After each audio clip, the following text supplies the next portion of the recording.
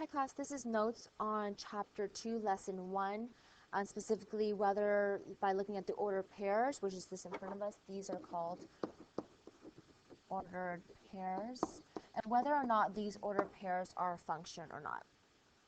So in this case here, class, notice that for every one input here has the same value of output. So here's input, and one is going to be output.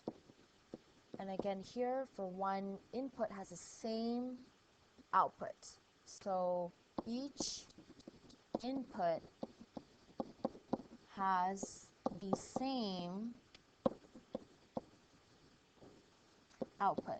When you guys notice this, look back at the notes, and as you guys took notes, that's what I identified. That it's okay. It is considered a function. When you have one input, the same, or different inputs, that's fine. So each let's do different, different input has the same output. So to make sense of this, I usually like to draw a mapping diagram. So here's 2 to 1. 3 also goes to the 1 as well. 4 also goes to the 1.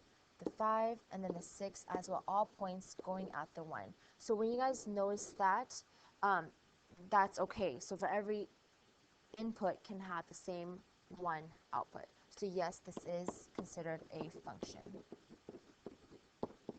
So again, refer back to the definition I referred to on your notes today, and also please use the textbook too if you need to go back to it. Okay, so when you guys graph this real quick, here is my number line, and it's really simple. So let's take a look at 2, 1. That's x, y. Don't forget that. So x is here, y is here. I need to see labels.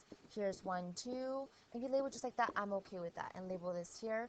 But I expect you guys to label A, B, C, and so forth, D, E. So here's going to be A, for instance, and then you continue from there. Okay, so this is examples for numbers 1 through 4 in your homework on page 61. Alright, this next slide here, class, we have find the domain and range, which is numbers 5 through 7.